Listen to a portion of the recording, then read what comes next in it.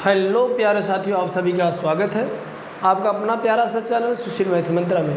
आज हम लोग इस चैनल के माध्यम से आज हम लोग देखेंगे क्लास 9th का जो सब्जेक्ट मैथ है, इसका टॉपिक स्टार्ट है हीरोज फार्मूला।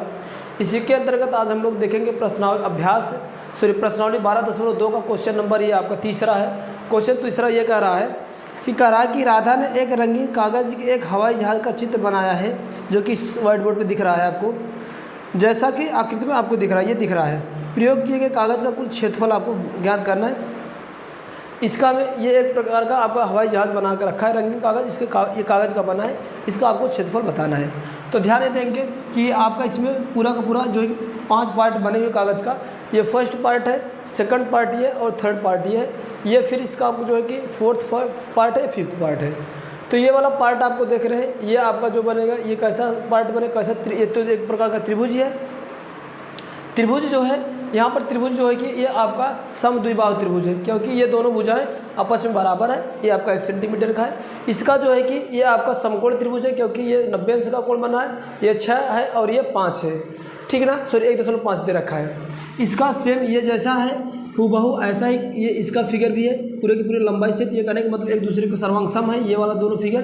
तो जितना इसका एरिया होगा उतना इसका भी एरिया होगा।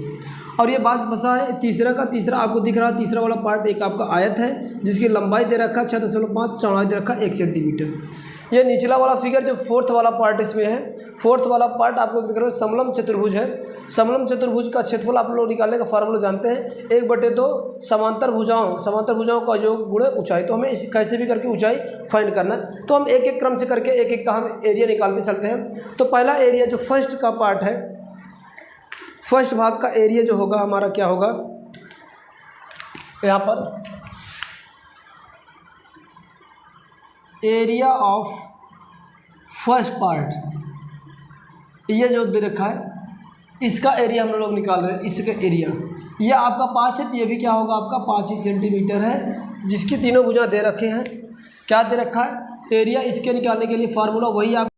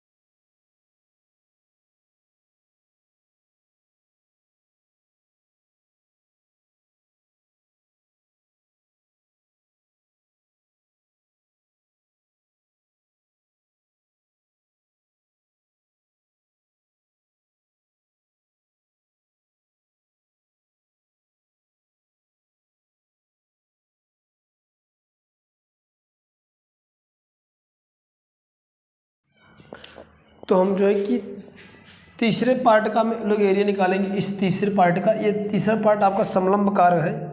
ये समलंब कार को मैंने क्या कहा, क्या इस वाले सिरे से इस पर एक लंब डाल दिया, यहाँ से इस पर एक लंब डाल दिया, ठीक ना। जब लंब डालेंगे तो ये वाला और ये वाला दोनों एरिया क्या होगा, सेम, यानी ये इतना का ये वाला और ये वाला दोनों पार्ट सेम होंगे। अगर टोटल ये पूरा 2 सेंटीमीटर था तो ये वाला यहाँ तक 1 सेंटीमीटर होगा। तो इसकी इन दोनों की लेंथ की वैल्यू निकालने के लिए इसको भी x अज्यूम कर लेते हैं, यानी ये x और ये भी क्या कर लेते हैं, x अज्यूम कर लेते हैं। तो इनकी वैल्यू बराबर क्या हो जाएगा, इसका मैं नाम दे रहा हूँ A B C D और ये P E और F कर ले रहा हूँ, ओके, E और F कर ले रहा हूँ। तो यहाँ से ये जो इन दोनों की वैल्यू होगी ए बी बराबर, यहाँ से थोड़ा सा मैं निकाल ले रहा हूँ, ए बी बराबर क्या हो जाएगा, ये लेंथ प्लस ये, यानी x प्लस का x प्लस का 1 इज इक्वल टू, सॉरी इतना, तो ए बी के वैल्यू दे रखा 2 is equal to 2x plus का 1, तो आ जाए क्या, यहाँ से इधर आएगा तो 2 माइनस का 1 होगा तो 2x, तो x बराबर क्या हो जाएगा 1, ये आ जाएगा 2x, तो x बराबर क्या आ जाएगा 1/4 आ जाएगा, क्या आ जाएगा, ये x की वैल्यू क्या आ जाएगा 1/4। तो कहने का मतलब ये जो वैल्यू है, ये x की वैल्यू, ये वाली वैल्यू कितनी आएगी 1/4 आ गई, ये भी क्या आ गया 1/4 आ गई। ये दोनों आपका समकोण त्रिभुज बन रहे हैं, ये दोनों सेम हैं, केवल जितना इसका होगा उतना ये। तो हम करते क्या, समलंब का ये पार्ट निकालेंगे, क्षेत्रफल निकालेंगे, इसका एरिया जो निकालते हैं हम लोग क्या होता है, एरिया पे यहाँ थोड़ा ध्यान देना भाई, यहाँ पर थोड़ा सा मिस्टेक हुआ था, 3 3 का 9 होता, 9 ये होता, तो ये इतना इतने में भाग देते तो ये समथिंग इतना आता। चलो इसको करते क्या, इसका एरिया निकाल लेंगे हम लोग, क्या आएगा,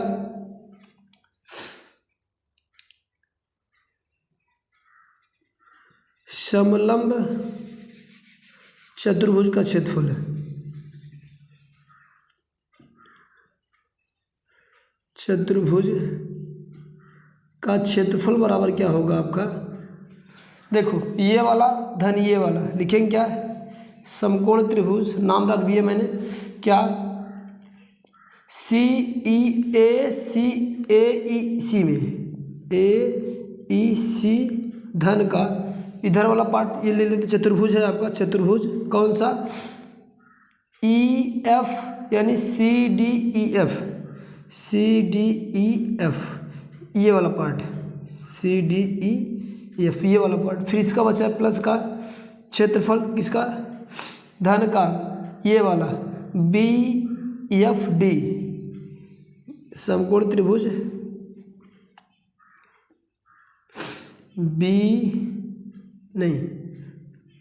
DBF का क्षेत्रफल।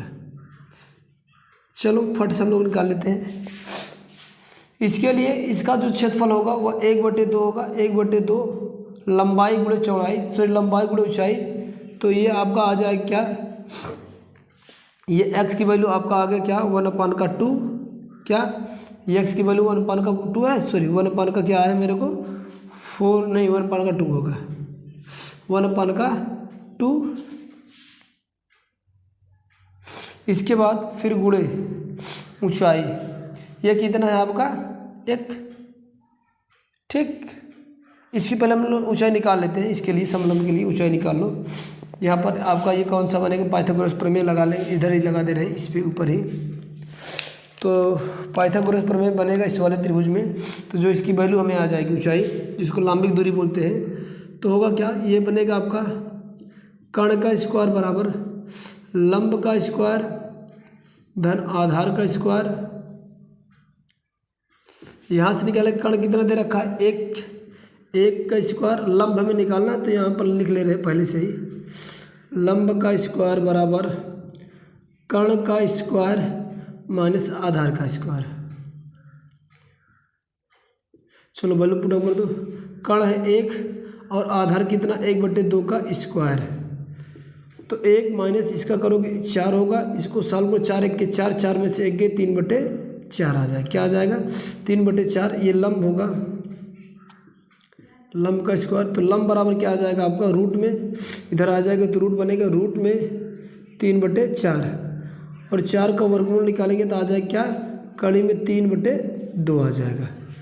ये लंबिक दूरी आ गया चलो लंबिक दूरी मेरे को मिल गया है, ये वाला लेंथ हमें मिल गया क्या, रूट में 3/2। ठीक, चलो अप्लाई करते हैं। अब सारे का सारा मुझे मिल ही गया, इस पर रख देते हैं। इसका जो एरिया आएगा 1/2 गुणे क्या, ये लंबिक दूरी क्या आ गया, √3/2 गुणे ये दूरी कितनी मिल गई हमें 1/2। चलो फिर प्लस ये आयत बना है, ये आयत बना है, ठीक है ना।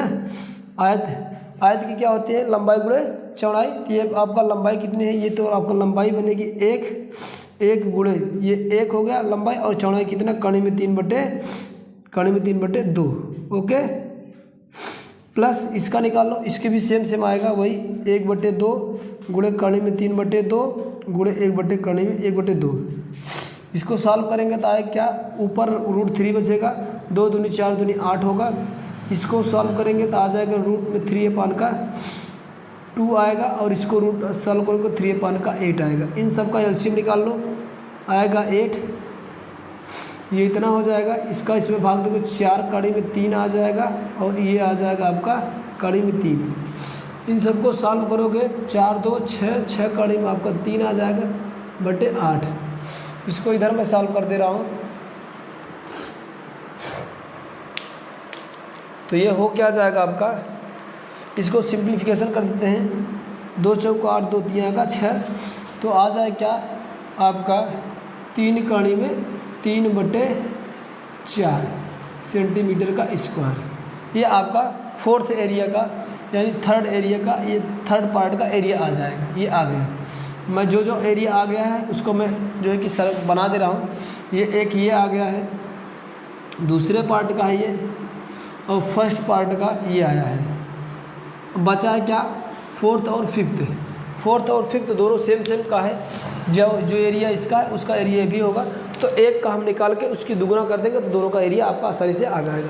चलो ये आपका समकोण त्रिभुज बन रहा है। लिखेंगे एरिया ऑफ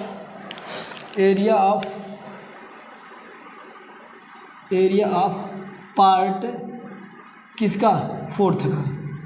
इसका निकालने के लिए ये आप देख रहे हैं एक कौन सा त्रिभुज बन रहा है आपका, ये समकोण त्रिभुज बन रहा है, ये भी वाला और इधर भी। तो एक का मैं निकाल ले रहा हूँ। ये आपका एरिया, पहली बात तो ये आपका क्या हो जाएगा, ये आपका 1/2, ये आधार होता है, आधार यानी B गुणे H होता है। तो चलो 1/2 आधार कितना है 6 है, और ये कितना बेस 1.5 है। चलो गुणा कर 2 3 का 6, काट दो, इसको काटोगे 15 3 का 45 होगा। ये इतना 1 सेंटीमीटर का स्क्वायर आ जाएगा।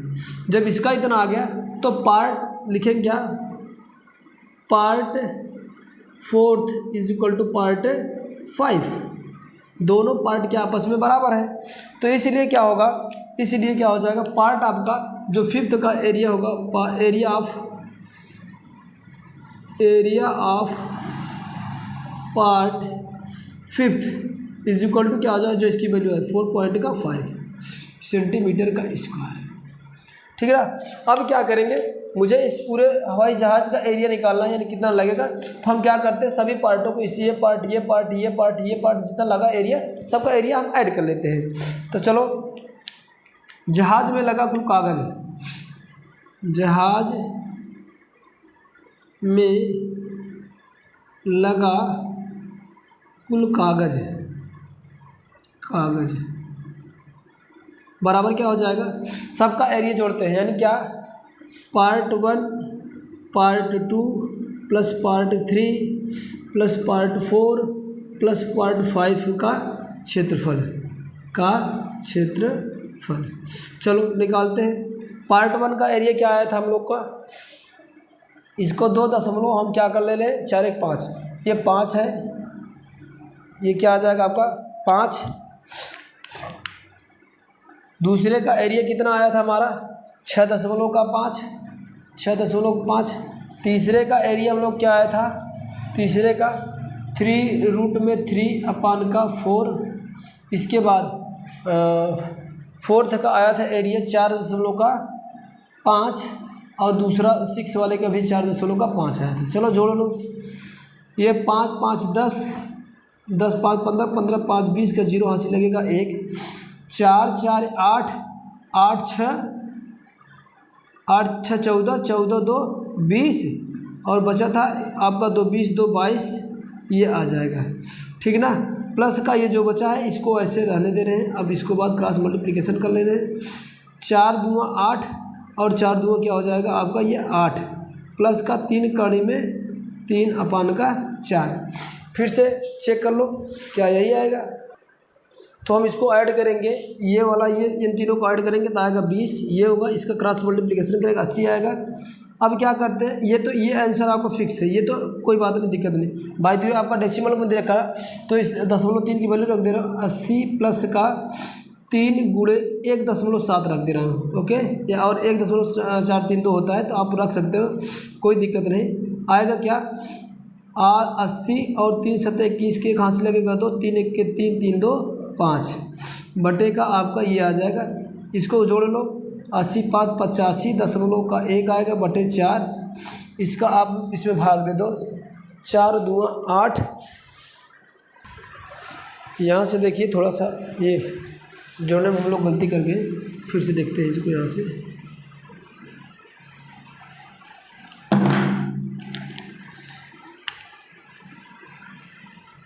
ये आपका जोड़ेंगे तो 5 5 10, 10 5 15, 15 5 का 20 का 0 हासिल लगेगा 1, 4 4 8, 8 6 14, 14 2 18,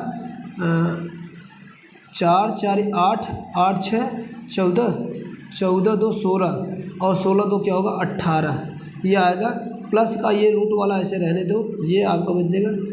अब इसका क्रॉस मल्टीप्लिकेशन का 18 दूँगा 18 चौक 72, ये हो जाएगा 72 प्लस का 3 रूट में 3 अपान का 4 आएगा। ये तो आंसर आपका एक आ जाएगा फिक्स। अगर बाय द वे से आंसर आपका डेसिमल में दे रखा है तो इसको डेसिमल हम क्या कर √3 की वैल्यू रख दे रहे हैं।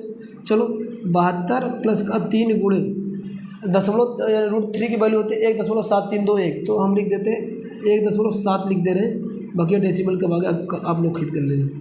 तो 72 धन का ये क्या हो जाएगा 7 या 21 के हाथ लगा 2, 7 3 1 3 3 2 5 बटे क्या हो जाएगा 4। चलो जोड़ लो 1.77 ये आएगा।